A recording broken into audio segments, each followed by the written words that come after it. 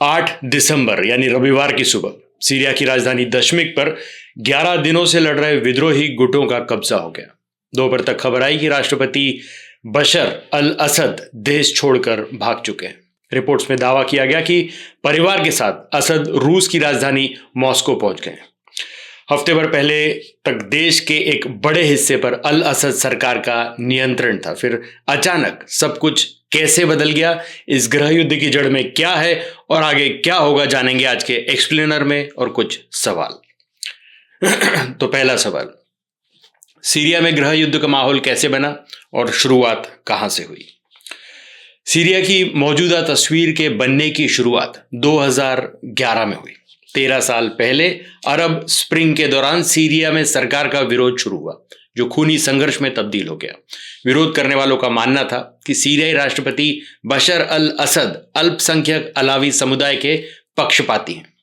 दरअसल अलावी से जुड़े लोगों और रिश्तेदारों की सरकार और सरकारी नौकरियों में भरमार थी, जो मेजॉरिटी पॉपुलेशन को नागवार थी। असद ने विरोध करने वालों पर कठोर कार्रवाई की। यहीं से सीरिया में गृह युद्ध की आग भड़क उठी। इस गृह युद्ध में सीरियाई सरकार कई चरमपंथी गुट समेत अमेरिका, ईरान और रूस जैसे देश भी शामिल थे। इस कारण 5 लाख से ज्यादा सीरियाई लोग मारे गए और लाखों लोग बेघर हो गए। रूस ने असद की मदद की और गृह युद्ध को पलटने में अहम भूमिका निभाई। रूसी सेना की मदद से असद ने अपना शासन मजबूत किया। अब दूसरा सवाल, पिछले 11 दिनों में सीरिया में क्या क्या हुआ? 27 नवंबर को सीरिया में इस्लामी विद्रोहियों और सीरियाई सेना के बीच झड़पें शुरू हुई। धीरे धीरे विद्रोही गुटों ने हमला तेज कर दिया। पिछले एक हफ्ते में विद्रोही गुट ने सीरिया की राजधानी दमिश्क समेत 5 बड़े शहरों पर कब्जा कर लिया। 8 दिसंबर को सीरियाई सेना ने राष्ट्रपति असद के देश छोड़ने की पुष्टि करते हुए कहा कि राष्ट्रपति की सत्ता खत्म हो चुकी है। इसी के साथ असद परिवार का 54 साल का शासन खत्म हो गया। असद के देश छोड़ने के बाद सीरियाई प्रधानमंत्री मोहम्मद गाजी अल जलाली ने विद्रोहियों को सत्ता सौंपने का प्रस्ताव दिया। जलाली ने एक वीडियो में कहा कि वो देश में ही रहेंगे और जिसे भी सीरिया के लोग चुनेंगे उसके साथ मिलकर काम करेंगे। सीरिया के विदेश मंत्रालय ने बयान जारी करते हुए कहा कि सीरिया के इतिहास में एक नया अध्याय लिखा जा रहा है, जो सभी सीरियाई लोगों को एक साथ लाएगा। अब 8वां सवाल, सीरिया में जारी मौजूदा उठापटक के अहम किरदार कौन कौन है? सीरिया की मौजूदा उठापटक के पीछे 3 अहम किरदार हैं, जिसमें राष्ट्रपति अल असद, हयात तहरीर अल शाम जिसे HTS भी कहा जाता है, और सीरियन डेमोक्रेटिक फोर्सेस SDF शामिल है। इसके अलावा कई अन्य सीरियाई मलेशिया भी अपने एजेंडे और मांगों के लिए लड़ रहे हैं। इसके अलावा तुर्की, रूस, अमेरिका, ईरान, हिजबुल्लाह और इजराइल जैसी विदेशी ताकतें किसी न किसी तरीके से इसमें शामिल हैं। अब 4था सवाल, सीरिया के राष्ट्रपति बशर अल असद देश छोड़कर क्यों भागे? Syrian observatory for human rights SOHR के प्रमुख रामी अब्देल रहमान के मुताबिक दमिश्क इंटरनेशनल एयरपोर्ट से असद ने देश छोड़ा है, जिसकी हिफाजत सीरियाई सेना करती थी। सैनिकों ने कुछ ही समय बाद इसे छोड़ दिया और लड़ाकों ने अपने इसे कंट्रोल में ले लिया। दरअसल बीते कुछ सालों में असद सीरिया में काफ़ी अलोकप्रिय हो गए थे। साथ ही सीरियाई सेना के ज़्यादातर सैनिक असद के लिए नहीं लड़ना चाहते थे। साथ ही असद को सत्ता में बने रहने के लिए रूसी और ईरानी मिलिट्री का सपोर्ट लेना पड़ता था। जानकारों का मानना है कि यूक्रेन के साथ जंग में रूस उलझा हुआ है। वहीं ईरान और उसके लेबनानी साथी हिजबुल्लाह को इजरायली हमलों से नुकसान पहुंचा है। ऐसे में रूस और ईरान लड़खड़ाती सीरियाई सेना की मदद के लिए आगे नहीं आ सके। वहीं हमले के दौरान सेना और पुलिस के अधिकारी और जवान अपनी चौकियां और हथियार छोड़कर भागने लगे थे।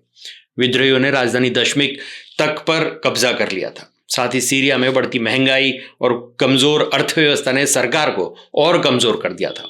ऐसे हालातों में असद को देश छोड़ना पड़ा। अब 5वां सवाल, राष्ट्रपति असद को किस देश में पनाह मिल सकती है? सीरियाई प्रधानमंत्री अल जलाली ने बताया कि असद और रक्षा मंत्री अली अब्बास दोनों अज्ञात जगह पर हैं। शनिवार यानी 7 दिसंबर की रात को उनका संपर्क टूट गया था। रूसी न्यूज़ एजेंसी स्पुतनिक ने क्रेमलिन के एक सोर्स के हवाले से रिपोर्ट किया कि रूस ने सीरियाई राष्ट्रपति असद को शरण दे दी है। असद और उनका परिवार मॉस्को पहुंच चुका है। ऑब्जर्वर रिसर्च फाउंडेशन ORF के फेलो कबीर तनेजा बताते हैं, अगर UAE शरण देता है तो असद वहां रुक भी सकते हैं। इसके अलावा असद या तो रूस जा सकते हैं या फिर ईरान, लेकिन इन तीन के अलावा कोई और देश उन्हें नहीं अपनाएगा। अब छठवां सवाल, मौजूदा तख्ता पलट पर सीरिया की आम जनता का क्या रुख है? सीरिया के मौजूदा हालातों के कारण अब तक 3.7 लाख लोगों का विस्थापित होना पड़ा। इसके बावजूद लोग असद सरकार के गिरने की खुशी मना रहे हैं। लोग खुशी से टैंकों पर चढ़ गए, झंडा लहराने लगे और हवा में गोलियां भी चलाई। अल जजीरा के मुताबिक लोग मस्जिदों में नमाज पढ़ने और सड़कों पर जश्न मनाने के लिए टूट पड़े। साथ ही लोगों ने असद के खिलाफ नारे लगाए और कारों के हॉर्न भी बजाए। कुछ जगहों पर लोगों ने अल असद के पिता हाफिज की मूर्तियां भी गिरा दी। अब सातवां सवाल, क्या सीरिया के मौजूदा हालात में भारत पर कोई असर होगा? ORF के रिसर्चर कबीर तनेजा मानते हैं कि भारत पर सीरिया के मौजूदा हालात का कोई खास असर नहीं पड़ेगा। वे कहते हैं, सीरिया के साथ न तो हमारा कोई खास ट्रेड है और न ही कोई खास इन्वेस्टमेंट, लेकिन ग्लोबल सिक्योरिटी के मोर्चे पर यह अच्छी खबर नहीं है। अफगानिस्तान के बाद ये दूसरा देश है जहां उग्रवादी संगठन ने तख्ता पलट किया। इस पर एक्सपर्ट कबीर कहते हैं, असद के भारत के साथ अच्छे रिश्ते थे, साथ ही कश्मीर के मुद्दे पर उनका रुख काफी व्यवहारिक था। अगर HTS सीरिया की सत्ता में आता है तो भारत के साथ रिश्तों में बदलाव देखने को मिल सकता है। सीरिया में बने ताजा हालातों के बाद इराक ने अपना बॉर्डर बंद कर दिया है और उसकी बॉर्डर की सिक्योरिटी भी बढ़ा दी है। साथ ही दमिश्क में मौजूद दूतावास को भी खाली करा दिया गया है। इसराइल में भी गोलन हाइट्स पर सेना का डिप्लॉयमेंट बढ़ा दिया गया है। अब आठवां सवाल, इस मामले में आगे क्या हो सकता है? HTS के चीफ अबू मोहम्मद अल जलानी ने एक ट्रांजिशनल अथॉरिटी बनाने की घोषणा की है। वहीं सीरियाई PM अल जलाली को सरकारी संस्थाओं का कार्यवाहक नियुक्त किया गया। एक बयान में अल जलाली ने जनता की ओर से चुने गए किसी भी नेता को सपोर्ट करने की बात कही है। कबीर तनेजा कहते हैं कि सीरियाई पॉलिटिक्स को लेकर अभी कुछ भी कहना मुश्किल है। करीब 54 साल का शासन कर असद परिवार ने ऑपोजिशन को बनने ही नहीं दिया। या तो विरोधी नेताओं को जेल भेज दिया गया या फिर सीरिया से ही बाहर निकाल दिया गया। ऐसे में अल जौलानी जैसे लोगों को बढ़ावा मिल सकता है। हालांकि प्रधानमंत्री जलाली ने इलेक्शन करवाने की बात कही है। अब 9वां सवाल, सीरिया में आखिर समस्या की जड़ क्या है? कबीर तनेजा मानते हैं कि इस्लामिक धाराओं के बीच सत्ता की लड़ाई सीरिया में समस्या की जड़ है। वे कहते हैं, असद परिवार किसी पॉलिटिकल प्रोसेस या इलेक्शन के जरिए सत्ता में नहीं आया था। उन्होंने तख्ता पलट के बाद देश की कमान संभाली थी। करीब 50 साल से ज्यादा समय तक असद परिवार ने सीरिया में शासन किया, लेकिन असद परिवार अलावी शिया मुस्लिम है, जिसकी सीरिया में महज 10% आबादी है। वहीं 70 से 80% आबादी सुन्नी मुसलमानों की है। ऐसे में इतने लंबे समय तक मेजॉरिटी पॉपुलेशन पर एक माइनॉरिटी का रूल करना, पावर में रहना एक टेंशन की बात बन गई थी। तो आज के लिए इस एक्सप्लेनर वीडियो में इतना ही। तब तक के लिए हंसते रहें, मुस्कुराते रहें, स्वस्थ रहें, व्यस्त रहें और मस्त रहें। जी हाँ, चैनल को भी जरूर सब्सक्राइब करें। धन्यवाद।